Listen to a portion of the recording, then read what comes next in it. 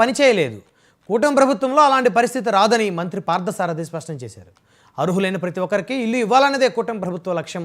త్వరలోనే ప్రభుత్వం కేటాయించిన ఇళ్లలో అర్హత లేని వారు ఎవరైనా ఉంటే గుర్తించి చర్యలు తీసుకుంటామని మంత్రి పార్థసారథి స్పష్టం చేశారు.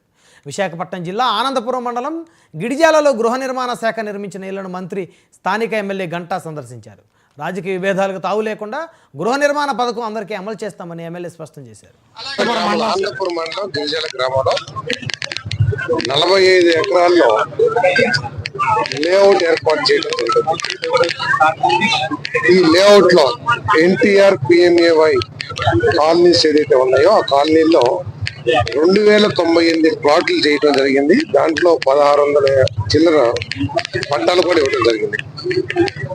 వీటిలో చాలా వరకు దాదాపు 90% హౌస్ కన్స్ట్రక్షన్ పూర్తయింది. అంటే చిన్న చిన్న వాటన్నిటిని కూడా త్వరలో పూర్తి చేసి నివాసయోగ్యంగా చేయటం లక్ష్యంగా ఈరోజు ప్రభుత్వం మరి ముఖ్యమంత్రి గారు ఆదేశాలు ఇవ్వడం జరిగింది. దానికోసమే రావడం జరిగిందని చెప్పి మనం చేస్తాము. ఏదైతే ముఖ్యంగా విద్యుత్ సౌకర్యము, త్రాగునీటి సౌకర్యం, ఎందుకంటే అది ఎసెన్షియల్, అది లేకోకుండా నివాసయోగ్యం కాదు. కాబట్టి ఈ 2 విషయాల్లో స్థానిక శాసనసభ్యులు మన గంటా శ్రీనివాసరావు గారి సహకారంతో ఈ రెండింటిని కూడా ఏర్పాటు చేసే కార్యక్రమం వెంటనే మొదలు పెడతామని చెప్పేసి మనం చేస్తాము.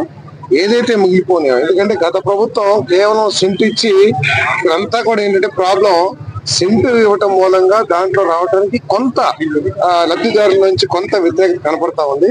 కానీ మన ముఖ్యమంత్రి చంద్రబాబు నాయుడు గారు గ్రామీణ